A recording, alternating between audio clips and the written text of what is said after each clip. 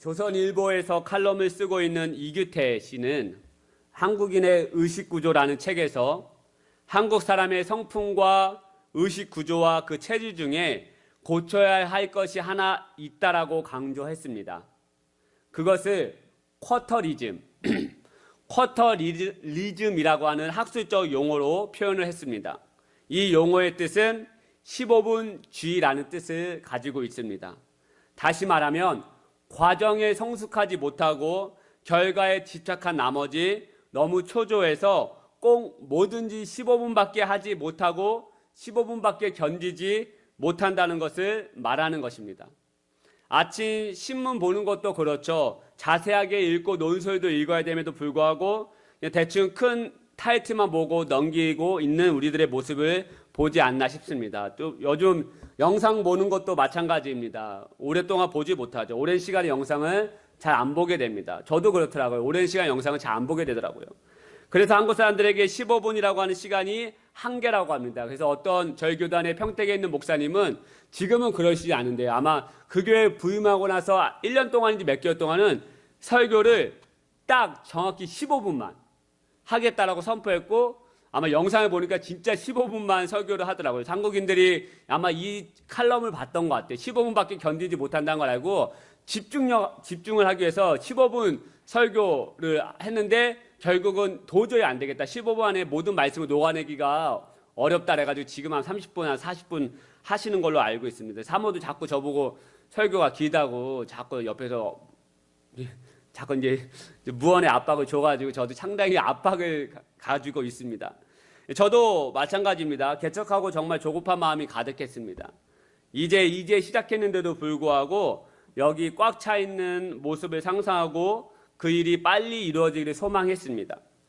하지만 늘 그 자리가 그 자리다 보니까 정말 제 마음이 조급하고 낙심이 될 때 한두 번이 아니었습니다. 그리고 빨리 성장해서 주변에 있는 목사님들에게 자랑하고 싶은 마음도 있었습니다.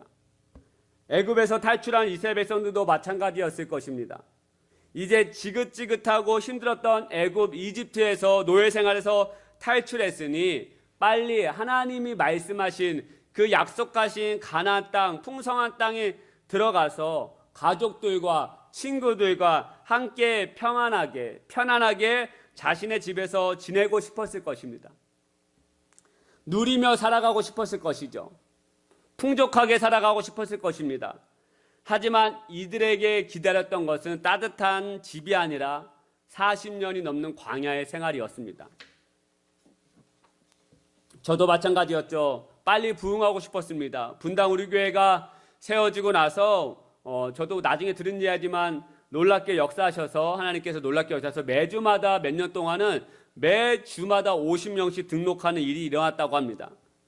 저도 그 은혜와 기적을 사모했습니다. 하지만 저에게 다가온 건 가나안의 삶이 아니라 광야 같은 시간이었습니다.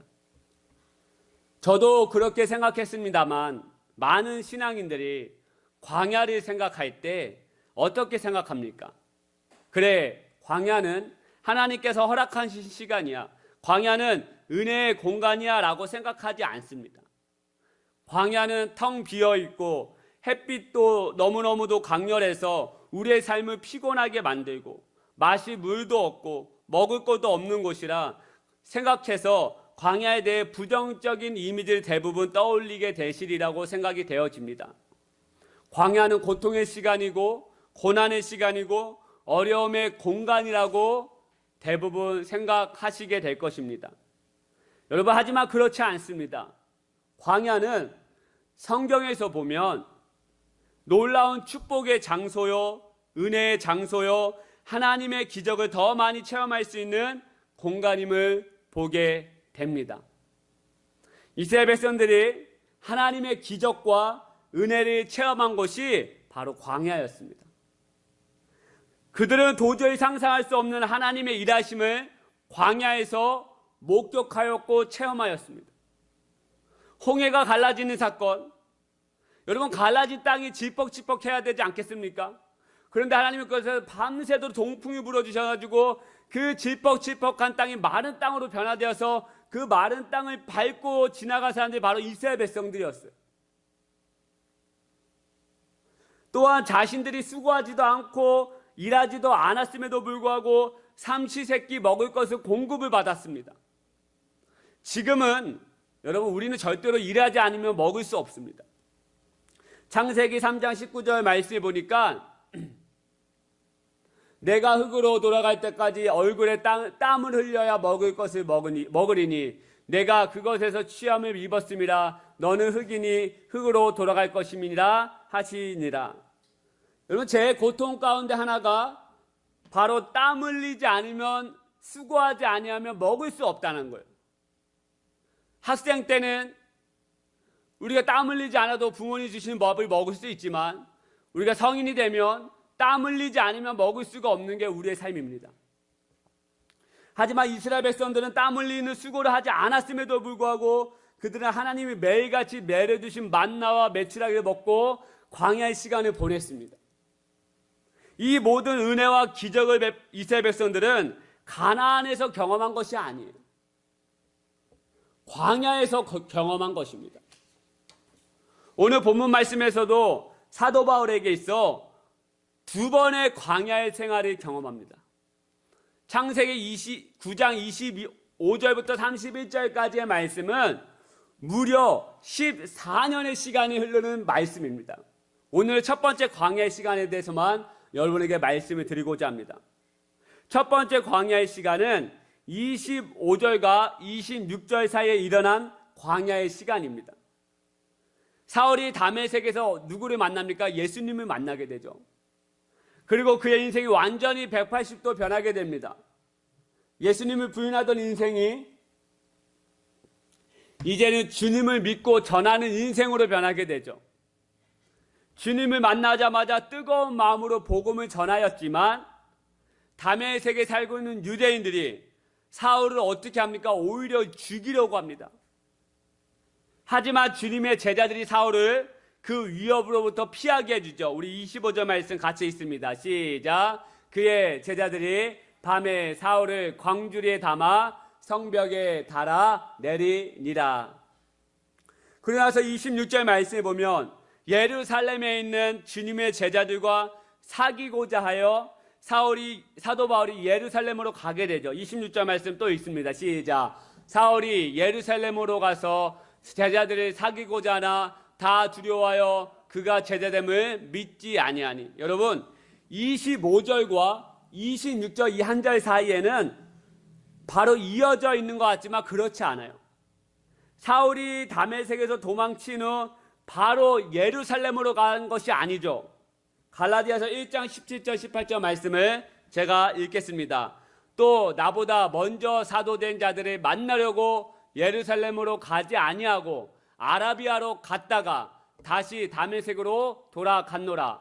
그 후 3년 만에 내가 게바를 방문하려고 예루살렘에 올라가서 그와 함께 15일을 머무는 동안. 사도 바울이 어떻게 고백하고 있습니까? 내가 다메섹에서 주님의 제자들을 통해서 도망친 후 바로 주님의 제자들을 만나려고 예루살렘으로 간 것이 아니다. 그렇다면 사도 바울이 3년 동안 어디에 있었다라고 말합니까? 아라비아로 갔다가 라고 말합니다. 아라비아 광야에 머물렀다라고 말하는 것입니다. 그렇다면 사도 바울이 이 아라비아 광야, 이 사막에 이 광야에서 무엇을 하며 지냈던 것입니까? 이 말씀에 대해서는 구체적인 말씀이 나오지는 않아요. 하지만 제가 주님 앞에 기도했어요. 하나님, 사도 바울이 광야에서 이 아라비아 광야에 3년 동안 있은 이유가 무엇입니까? 그것은 자신의 강함을 벗는 시간을 보낸 것입니다. 광야에서 사도 바울은 자신의 강함과 자신의 자아를 내려놓는 시간으로 보냈던 것입니다. 자신의 죄악을 벗어버리는 시간으로 이 아라비아 광야에서 시간을 보냈던 것입니다. 사도 바울은 우리가 아시다시피 굉장히 강한 사람이었습니다. 자아가 무지 강한 사람이었습니다. 여러분 우리가 주변에 주변 뿐만 아니죠. 나를 봐도 우리가 얼마나 강한 사람인지, 내가 얼마나 자아가 강한 사람인지, 내가 얼마나 고집이 강한 사람인지 알게 되잖아요. 사도 바울은 자신의 힘으로 안 되는 게 없었던 사람이었어요. 특히 이 사도 바울은 로마의 시민권을 가지고 있었습니다. 그 당시 로마는 최강대국이었습니다. 많은 미국에 이민 간 목회자들이요, 그분의 설교를 들으면 빠지지 않고 나오는 간증이 있어요. 그게 바로 무엇인지 아십니까? 그 이민 간 목사님들이 미국의 영주권과 시민권을 얻기에 얼마나 많은 노력을 했는지, 피땀을 흘렸는지, 고생을 했는지에 대해서 이야기를 나눕니다. 그만큼 강대국의 시민권을 갖고 있으면 굉장한 힘이 되기 때문이죠. 얼마 전에 분당우리 교회 이찬수 목사님이 그런 설교를 하시더라고요. 그분이 시카고에서 이민 가셔가지고 시카고에서 몇 년 동안 생활하셨잖아요.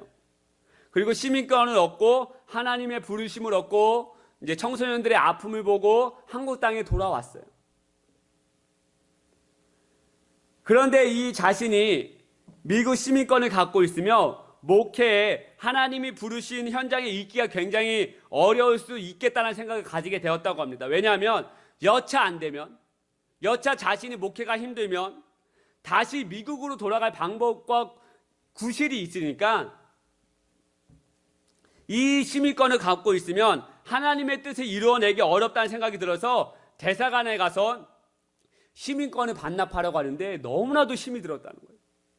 그 시민권을 반납하고 취소하는 데 있어서 너무나도 자신이 너무 힘들었다는 거예요. 그 대사관 직원이 오히려 어이없이 쳐다봤다는 거죠. 이거 없애면 힘들 텐데요. 그래서 그것을 굳은 마음으로 반납을 하고 한남대교를 지나가는 그때에 다시 그 대사관 돌아갈까 말까를 수없이 생각하고 반복하며 하다가 결국은 주님의 뜻을 이루기 위해서 그 반납한 그 시민권 찾으러 가지 않았다라고 했던 이야기를 들은 적이 있습니다. 마찬가지죠. 사도 바울은 최강대국 로마의 시민권을 가지고 있었던 사람이에요. 또한 가말리알 문화생 최고의 수제자였습니다. 장래가 촉망되는 인재였어요. 청년이었습니다. 앞길이 그냥 보장되어 있었던 사람입니다. 피땀 흘리지 않아도 최고의 문화생의 교육생으로 수제자로 지식이 충만했던 사람으로 앞길이 보장되어 있었던 사람이에요. 제 친구 중에 의사가 한 명 있는데 그 친구가 이야기하더라고요. 같은 의사여도 서울대 출신 의사와 서울대 출신 아닌 의사로 나뉘어진다고 합니다. 아무리 연고대 나와도요, 서울대 출신 의사한테는 안 된다고 합니다. 그런데 사도 바울은요, 최고의 교육기관에서 최고의 엘리트 중에 엘리트였습니다. 그냥 가만히 있어도 돈을 버는 거예요. 여러분, 서울대생 출신들이 의사들이요, 어떻게 됩니까? 서로 병원에서 데려가겠다고 난리예요. 우리 병원에 여러분, 그냥 이런 도시의 병원에서 어느 의사나 데리고 왔다 현수막 걸어 놓습니다. 왜요? 그 의사 하나로 병원이 살기 때문에 그래요. 이천에 도립병원이 있습니다. 그 도립병원이 잘 안 되다가 갑자기 막 부흥해요. 왜 그런지 아십니까? 연세대 세브란스 병원과 협약을 맺어가지고 거기에 있는 의사 몇 명이 2명이 아마 파견 나왔어요. 그 현수막을 걸었습니다. 사람들이 물밀듯이 몰려와요. 연세대 세브란스 병원에서 일했던 의사 선생님이, 교수님이 지금 이곳에 왔다. 그 사람에게 진찰받기 위해서 그냥 오는 거예요. 최고의 엘리트 중에 엘리트 교육을 받은 이 사람은요, 서로 데려가겠다고 날린 거죠. 앞길이 보장되어 있던 사람이죠. 그냥 가만히 있어도 돈 버는 거, 밥 먹고 사는 거 문제 없었던 인물이었어요, 사도 바울은. 또한 자신의 말 한마디면 모두가 벌벌 떨었어요. 자신의 힘으로 못할 것이 없었던 사람이죠. 이런 그가 누구를 만납니까? 우주 만물을 창조하시고 십자가에 달려 돌아가셨다가 부활하신 예수님을 그날 그 시간에 만나게 되잖아요. 그리고 자신의 인생이 180도 변하게 되고 이제는 주님의 택한 그릇으로 나아가게 되려고 하는데 첫 번부터 삐끗해요. 뜨거운 마음을 품고 복음을 전하려고 나아갔지만 어떻게 돼요? 실패하고 맙니다. 자신의 생각으로는 자신의 뜨거운 마음으로 복음을 전하면 모두가 그 복음의 말씀을 듣고 회개하고 돌아오게 될 것이라 생각을 하고 복음을 전했을 텐데 그러지 못해요. 자신의 복음을 들은 유대인들이 변하여 주님 앞에 돌아온 것이 아니라 이를 갈고 사울을 죽이려고 난리가 나기 시작하죠. 9장 23절 24절 말씀을 제가 읽겠습니다. 여러 날이 지나며 유대인들이 사울을 죽이기를 공모하더니 그 계교가 사울에게 알려지니라. 그들이 그를 죽이려고 밤낮으로 성문까지 지키거늘. 사도 바울은 적지 않게 당황했을 거예요. 그동안 자신의 힘으로 되지 않은 게 없었는데, 그동안 자신의 권력과 지혜로는 못하는 것이 없었는데, 그런데 현실은 자신의 힘과 능력으로 안 된다는 것을 알게 된 거예요. 그래서 사도 바울은 아라비아의 광야로 들어가서 자신의 모든 강하다고 생각했던 모든 부분을 주님 앞에 내려놓기 시작한 거예요. 그래서 사도 바울이 나중에 이야기했던 것이 무엇입니까? 고린도전서 15장 31절 말씀을 쉬운 세번역 성경으로 여러분에게 읽어드리겠습니다. 형제자매 여러분, 나는 감히 단언합니다. 나는 날마다 죽습니다. 이것은 우리 주 예수 그리스도께서 여러분에게 하신 그 일로 내가 여러분을 자랑스럽게 여기는 것만큼이나 확실한 것입니다. 나는 날마다 죽노라. 사도 바울이 나는 날마다 죽습니다라고 고백했는데요. 나는 날마다 죽겠다라고, 나는 날마다 죽노라고 단언하면서 고백했는데 사도 바울이 죽겠다라고 하는 이 죽음, 무엇에 대하여 죽는다라고 말하는 것입니까? 자신의 자랑거리에 대해서 말하는 거예요, 여러분. 나의 자랑거리에 대해서 죽는다라고 말하는 것입니다. 여러분, 사도 바울이 얼마나 자랑하고 싶은 것이 많았겠습니까? 많은 인생이었습니까? 무엇 하나 부족할 없는 지식과 학문, 그리고 로마의 시민권 등 얼마나 많은 것들을 자랑하고 싶은 것들이 많이 있겠습니까? 여러분, 우리는 조금만 잘 되면 자랑하고 싶지 않습니까? 자녀가 조금만 잘 되면 자랑하고 싶지 않습니까? 목회 조금만 잘 되면 저도 자랑하고 싶습니다. 사도 바울도 자랑하고 싶은 거 없었겠습니까? 그런데 사도 바울이 뭐라고 선포합니까? 저는 자랑하지 않겠습니다. 저는 자랑하고 싶은 마음에 대하여서 날마다 죽이겠습니다. 날마다 나는 죽노라라고 지금 고백하고 있는 것이에요. 여러분, 이것이 어떻게 이루어졌습니까? 광야의 시간을 통해서 이루어진 거예요. 이러한 마음을 어디에서 배웠습니까? 아라비아 광야 이 시간을 통해서 하나님 앞에서 배우면서 훈련한 거예요. 저는 인정받고 싶은 마음에 대한 욕구가 굉장히 많이 있었던 사람입니다. 남자들은 대부분 마찬가지지만 이러한 욕구가 다 있어요. 남들에게 인정받고 싶은 마음. 그래서 부부의 관계가 잘 유지되려면 남편은 아내를 사랑하면 된다고 합니다. 하지만 남편은 아내에게 사랑받는 것도 중요하지만 그 아내가 남편을 칭찬해주면 그 부부 관계는 굉장히 좋아진다고 합니다. 마찬가지예요. 저도 인정받고 싶은 욕구가 굉장히 많았습니다. 그런데 이러한 마음은 제가 어디서 훈련받은 줄 아십니까? 광야의 시간을 통해서였습니다. 지금도 저는 역시 광야의 시간을 보내고 있죠. 하지만 인정받고 싶은 마음은 이미 제가 성남에서 부교육자 생활을 할 때 인정받고 싶은 마음에 대해서 많이 훈련이 되어졌습니다. 제가 그 교회에 부임하게 갔는데 제 사수 목사님이 이제 제가 가고 나서 한 일주일, 2주 정도 저랑 같이 있다가 떠나셨어요. 처음으로 저한테 한 이야기가 무엇이었냐면 자기가 이 교회에 5년 넘게 있었는데 초반 2, 3년은 굉장히 힘들었다고 말합니다. 왜냐하면 담임 목사님께서 자신에게 한 번도 칭찬해 주신 적이 없었다라는 거예요. 그런데 그 목사님이요, 일을 못하는 사람이 아니었어요. 굉장히 일을 잘하고요. 제가 갔더니 그 교회 대부분 시스템이 그 제 사수 목사님을 통해서 모든 시스템이 거의 다 구축이 되어 있었던 거예요. 그러니까 저는 그 시스템, 구축된 시스템에 숟가락만 얹으면 되는 그런 시스템이 잘 되어 있었어요. 그런데 그렇게 엄청나게 밤을 새면서 일을 했는데도 불구하고 담임 목사님께 한 번도 칭찬을 받지 못했다는 것이죠. 그래서 저도 그 얘기를 듣고 처음엔 저도 잘 몰랐습니다. 그런데 시간이 지나고 보니까 알겠더라고요. 저도 정말 제 나름대로 열심히 일했거든요. 열심히 사역했거든요. 그런데 저도 정말 몇 년 동안은 그 목사님께 칭찬 한마디 받아본 적이 없어요. 처음에는 그냥 그런가 보다 했는데요. 시간이 지나고 힘든 일이 계속 반복이 되다 보니까 저도 그 목사님께 칭찬 한번 받으면 좋겠다라고 하는 그 욕구가 점점 올라와서 저를 괴롭히기 시작하는 거예요. 그러니까 점점 모든 일 할 때 그 목사님 눈치 보면서 일하는 거예요. 이렇게 하면 그 목사님 좋아하지 않을까?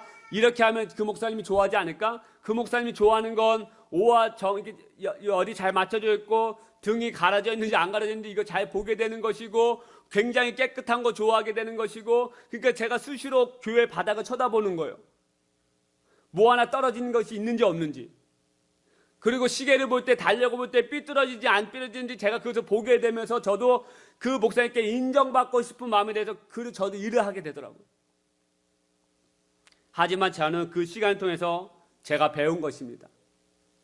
사람을 보고 사람에게 인정을 받기 위해 일하는 것은 나를 지치게 하고 하나님 나라를 위한 일이 아니구나라는 것을 제가 그 시간을 통해서 깨닫고 배우게 된 것입니다. 그 광야의 시간을 통해서 제가 배우고 하나님만 바라보며 일하는 것을 조금씩 제가 배우며 나가게 된 것입니다.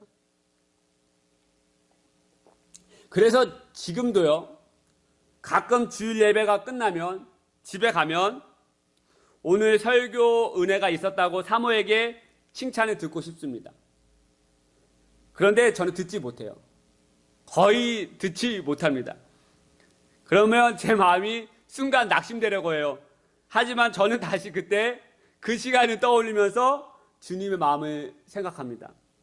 하나님이 원하시는 설교와 말씀은 하나님이 원하시는 마음을 선포하는 것이 중요한 것이지 사람에게 인정받으려고 하는 설교는 참된 설교가 아니구나라는 것을 다시 한번 깨닫게 되는 것이죠. 저는 사모를 통해서 광야의 시간을 보내고 있는 것이죠. 철을 날카롭게 한다. 중요한 말이죠. 여러분, 주변 사람이 여러분을 날카롭게 하는 거예요. 처음에 아프고 힘들지만 그 시간이 여러분 광야의 시간이지만 여러분은 하나님 마음을 더 아프게 하고 하나님 마음을 더 알게 하고 바라보게 하는 것이죠. 이렇게 단련되어진 과정은 광야에서였습니다. 제가 이번 주 기도하는데 하나님께 저에게 이런 감동을 주셨어요. 광야의 시간은 하나님이 허락하신 축복의 시간이다. 할렐루야. 광야의 시간은 하나님이 우리에게 허락하신 축복의 시간인 줄 믿으시는 저와 여러분 되시기를 축복하여 드립니다. 할렐루야. 저는 그 시간을 통해서 인정받고 싶은 마음에 대해서 사람을 의지하는 마음에 대해서 조금씩 자유로워졌습니다. 사람에게 인정받고 사람에게 칭찬받는 것에 대해 자유로워지지 않으면 우리 안에 뭐가 생기느냐? 쓴뿌리가 생겨요. 제가 한번 말씀드린 예화입니다. 어떤 목사님께서 부교육자로 있다가 담임 목회자로 부임을 받았어요. 받아서 갔습니다. 근데 이 목사님께서 부교육자로 있을 때는 워낙에 일을 잘하고 또 성품이 온유하다 보니까 수많은 성도들에게 지지를 받고 칭찬을 받았다고 합니다. 하지만 담임 목회를 하다 보니까 자신이 생각하고 추진하려고 하는 일들이 가끔은 장로님들과 재직들에게 부딪힘을 당하는 거예요. 그런데 이것을 도저히 이 목사님이 견디지 못하는 거예요. 왜요? 늘 칭찬만 받고 늘 인정만 받았던 목사님이 그 부딪힘을 견디지 못하는 것이죠. 그래서 이 목사님이 정말 공황 장애까지 오고 우울증까지 오고 불안 증세에 시달리게 되었다고 합니다. 하지만 결국은 하나님께서 그 목사님의 마음과 생각을 그 하나의 말씀을 통해서 변화시켜 주시고 만져주셔서 지금은 훌륭하게 목회를 하고 있다라고 하는 이야기를 제가 들은 적이 있습니다. 제가 지금 무슨 이야기를 드리고 싶은 것입니까? 우리 삶에 있어서 광야의 시간이 허락되지 않으면 우리는 한없이 교만해질 수밖에 없다는 거예요. 교만은 패망의 선봉입니다. 교만은 하나님이 가장 싫어하는 죄입니다. 만약 사도 바울이 첫 사역에 실패하지 않고 복음 증거가 만약에 성공했다면 그는 교만함으로 아마 나아갔을 거예요. 그동안 한 번도 실패해보지 못한 인생이 실패를 경험하지 않았더라면 사도 바울은 내 힘으로 내 지식으로 하면 되는구나, 이렇게 하면 되는구나 라고 하는 것을 그렇게 사역하면서 하나님을 섬기려고 했을 거예요. 그래서 사도 바울이 어떻게 고백하느냐, 이 광야의 시간을 거친 후에 어떻게 고백하며 나아간 줄 아십니까? 빌립보서 3장 6절 8절 말씀을 새 번역으로 읽겠습니다. 제가 읽어드리고 여러분 눈으로 읽어주시기를 바랍니다. 열성으로는 교회를 박해한 사람이요, 사도 바울이 자신을 고백하는 거예요. 열성으로는 교회를 박해한 사람이요, 율법의 의로는 흠잡을 데가 없는 사람이었습니다. 자랑할 것이 많은 사람이었죠. 그러나 나는 내게 이루었던 것은 무엇이든지 그리스도 때문에 해로운 것으로 여기게 되었습니다. 그뿐만 아니라 내 주 예수 그리스도를 아는 지식이 가장 고귀함으로 나는 그 밖의 모든 것을 해로 여깁니다. 나는 그리스도 때문에 모든 것을 잃었고 그 모든 것을 오물로, 개역개정에서 뭐라 말할까? 배소물로 여깁니다 라고 말하는 거예요. 무슨 말씀입니까? 이전에 나의 삶은 율법적으로는, 의로는, 지식적으로는, 학문적으로 부족함이 없는 삶이었다고 말하는 거예요. 하지만 그전에는 이것이 나의 자랑거리였지만 이제는 모든 것을 오물로, 배소물로 여기겠다라고 말하는 거예요. 왜요?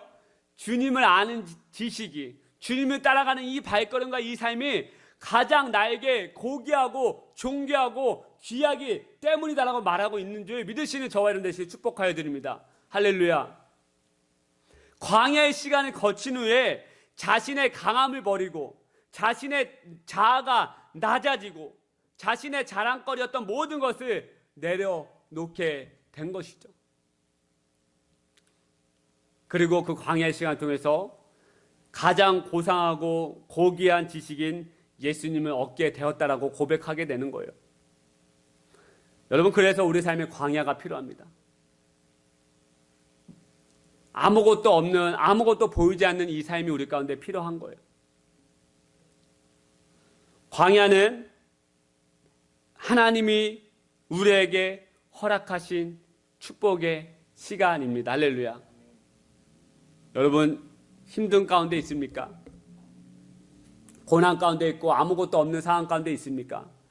그러면 하나님이 여러분에게 허락한 축복의 시간을 믿고 정말 이곳에서 아무것도 보진 않지만 잠잠히 하나님만 바라보며 나아갈 때, 주님께 맡기며 나아갈 때 그 광야의 시간을 통해서 반드시 여러분이 훈련시키고 싶은 부분, 새롭게 하고 싶은 부분을 반드시 새롭게 되어지라 오늘 이 아침에 여러분께 믿음으로 선포합니다. 할렐루야. 오늘 그 마음을 붙잡고 나아가는 저와 여러분 되시기를 축복하여 드립니다. 우리 제가 준비한 찬양이 있습니다. 같이 한번 이 찬양 부를 텐데요. 사모님 어디 가셨습니까? 예, 우리 가사를 넘겨달라고 했는데 다음에 좀 악보를 준비해야 될 것 같아요. 제가 우리 당신이 지쳐서 기도할 수 없고, 여러분 아시는 분들은 부르시고, 만약에 없으신 핸드폰 뭐 지금 찾아서 요거 악보 보시면서 같이 한번 찬양하면 좋을 것 같아요. 제가 가사를 불러드릴게요. 예, 어저께 이 말씀 준비하고 기도하는데 이 찬양이 떠올랐습니다. 여러분, 우리가 지치고 힘들고 어려울 때 누군가 우리 위해서 기도합니다. 여러분 혼자가 아닙니다. 광야의 시간 여러분 혼자 아닙니다. 누군가 기도하지 않으면 성령님께서 여러분의 아픔과 그 삶의 어려움을 아시고 기도하십니다. 여러분, 그런 마음을 갖고 우리 믿음으로 이 찬양을, 앞에 가사 떴습니다. 같이 한번 찬양해볼까요? 당신이 지쳐서 기도할 수 없고 눈물이 빗물처럼 흘러내릴 때 주님을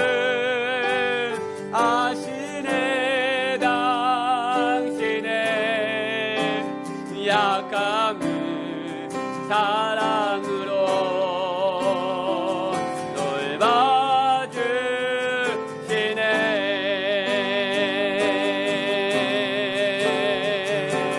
누군가 너를 하여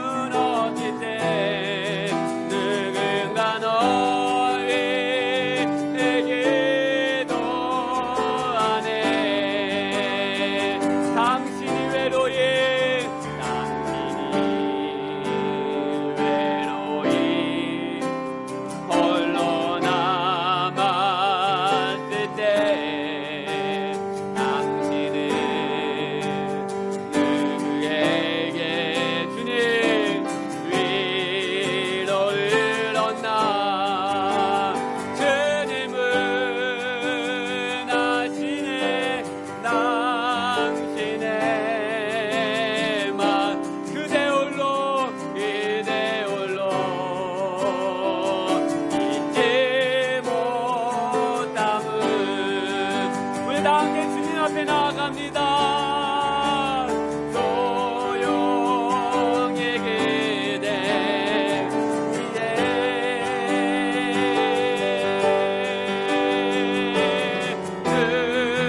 누군가 기도 안 해.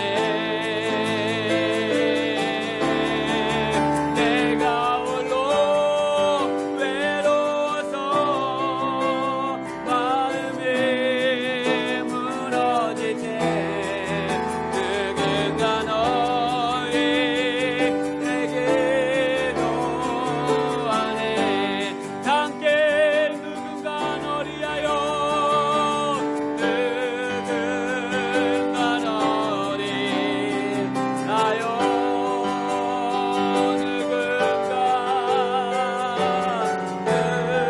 누군가 기도 안 해. 내가 홀로 외로워서 마음이 무너질 때 누군가 너에게도 다시 한번 누군가 나를 위하여 누군가 나를 위하여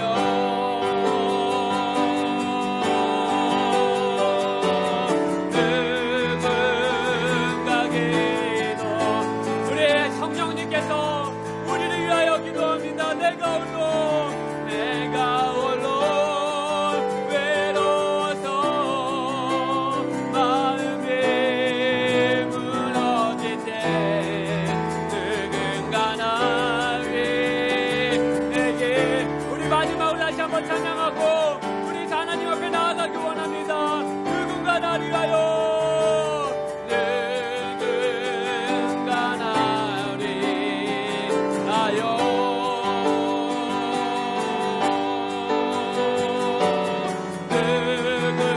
누군가 기도 안 해. 오 주님 주님, 내가 홀로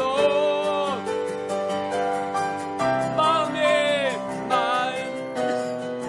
무너질 때 누군가 나에게도. 여러분 이 시간 우리 한번 기도하시기 원합니다. 여러분 이 시간 혹시 광야 가운데 있어서 지쳐있고 외롭고 마음이 슬픈 사람이 있습니까? 오늘 우리가 주님 앞에만 나아가면 우리 가운데 말씀하고 있는 것이 무엇입니까? 너는 혼자가 아니다. 너는 광야에서 혼자 걷는 것이 아니다. 성령님께서 동역자를 통해서 반드시 너와 함께하고 너를 위해서 기도하고 있다. 여러분 이 광야의 시간은 하나님이 허락하신 우리까지 축복의 시간입니다. 때로 우리의 육신이 피곤하고 우리의 마음이 힘들고 지쳐 있을지라도 여러분 이 광야일 때 하나님 앞에 우리의 마음을 드리고 하나님 앞에 우리의 삶을 맡기면 하나님 반드시 역사하시고 기적을 베풀어 주십니다. 이 시간 기도하며 나아갈 때 하나님 내가 주님 앞에 마음을 드리기를 결정합니다. 내 슬픈 마음, 내 외로운 마음, 내 우울한 마음 주님 앞에 드리며 이 광야일 때 온전히 하나님만 바라보며 나아가서 주님이 행하시는 기적과 은혜를 바라보며 경험하기 소망합니다라고 이 시간 우리 같이 한번 마음을 다해서 주님 앞에 나아가면서 같이 한번 마음을 드리며 기도하겠습니다. 기도하겠습니다. 하나님 혹여나 오늘 이 아침 우리 가운데 마음이 슬픈 자 있습니까? 우리의 마음이 상한 자 있습니까? 광야 가운데 나아감으로 인해서 피곤한 가운데 있는 이체도 있습니까? 하나님 만져주시고 주님 우리 가운데 위로하여 주시고 주님께서 안수하여 주시고 주님 우리를 품에 안아주시고 우리를 위해서 날마다 그 아픔에도 경고하시는 그 성령님의 은혜를 날마다 경험하며 나아가게 해 주옵소서. 광야를 피하지 않게 해 주옵소서. 광야를 벗어나지 않게 하여 주옵소서. 이 광야 가운데서 우리 가운데 행하시는 그 하나님의 은혜를 바라보며 나아가게 해 주옵소서. 하나님 더 기도하게 해주시고 더 하나님 바라보게 해주시고 주님 앞에 우리의 마음을 맡기며 주님 앞에 우리의 마음을 드리며 나아가는 우리 삶 되게 도와주옵소서. 사랑하는 우리 집사님들, 하나님 우리 사랑하는 성도님, 사랑하는 귀한 청자 학생 하나님께서 붙들어주시고 새롭게 하여주시고 하나님 우리를 불쌍히 여겨주시고 우리를 주님의 품 가운데 안아주시옵소서. 우리의 힘으로 이 광야를 벗어날 수 없습니다. 우리의 능력으로 이 광야를 쳐나갈 수 없습니다. 우리의 주님을 더 붙잡으며 나아가는 이 광야 시간 되게 해주시고 광야의 축복을 경험하게 해주옵소서. 광야 가운데서 주어지는 그 축복을 경험하게 해주시옵소서. 하나님 오늘 이 아침 우리 가운데 만져주시고 위로하여 주시고 세움을 얻게 해주시고 하나님 우리의 삶을 주님께서 붙들어 주시옵소서. 오 주여 하나님 은혜를 충만케 해주옵소서. 우리의 모든 강함과 고집을 벗어버리게 하여 주옵소서. 나의 모든 죄악을 벗어버리게 하여 주옵소서. 나의 모든 잘못된 생각들을 벗어버리게 하여 주옵소서. 세상을 사랑하는 마음도 이 시간 우리 광야 시간 통해서 벗어지게 하여 주옵소서. 사도 바울의 그 모든 강함과 모든 고집이 벗어졌던 것처럼 우리의 광야 시간 통해서 벗어지게 하여 주옵소서. 주여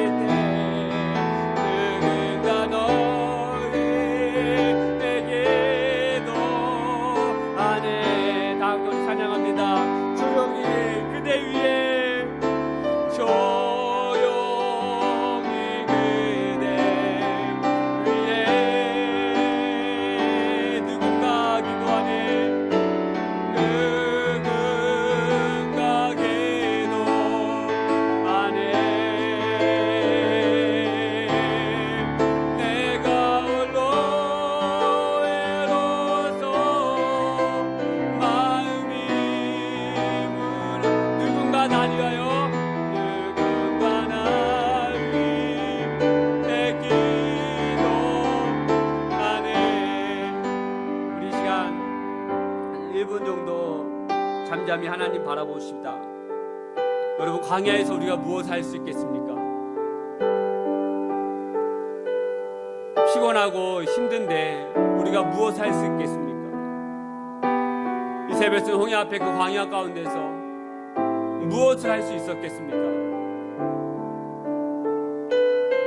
하나님이 원하신 건 무엇을 하는 것이 아니라 나만 바라봐라, 나한테 맡겨라, 나를 쳐다보라. 여러분 그것이 주님의 메시지이고 주님의 마음입니다.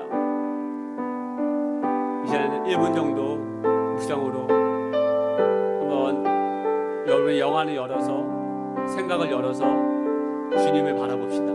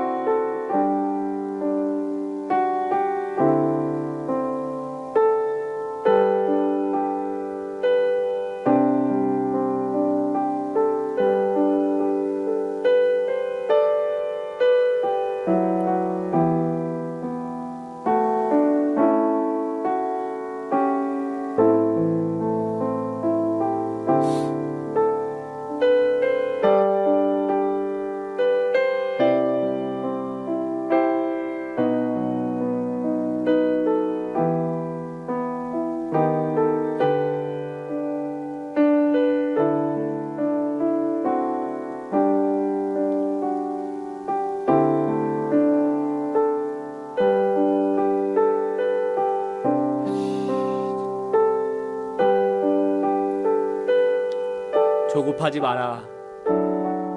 원망하지 마라. 슬퍼하지 마라. 미워하지 마라.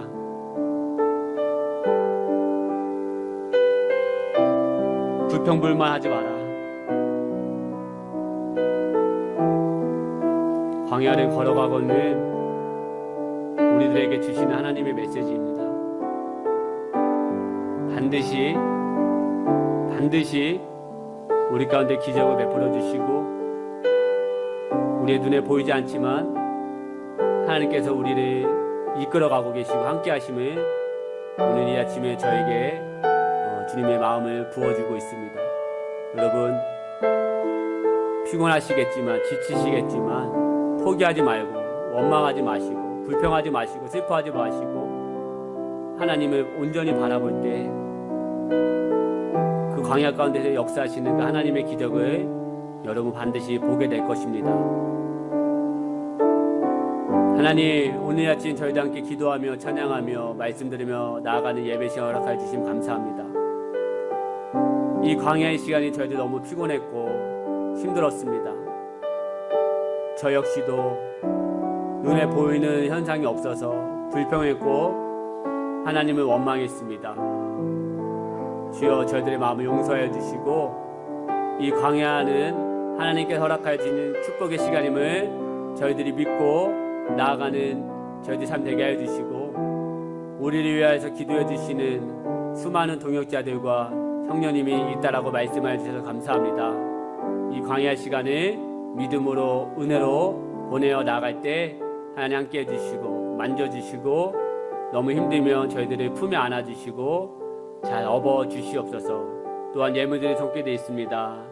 주여 주정헌금 예물 11조 예물 감사헌금 예물 특별한 것 드렸사오니 하나님 기뻐 받아 주옵소서. 주님 사랑합니다. 그 손길들 마르지 않게 해주시고 날마다 은혜를 더하여 주옵소서. 이제는 우리 주 예수 그리스도의 은혜와 하나님 아버지의 다음없는 사랑과 성령님의 감화가 없는 충만하심 은혜가 이 예배를 드리고 돌아가는 모든 심령들 강야와 같은 메마른 발걸음도 있었다면 주여 위로하여 주시고 그 시간에 하나님의 시간임을 믿음으로 나아가는 모든 심령 되기를 간절히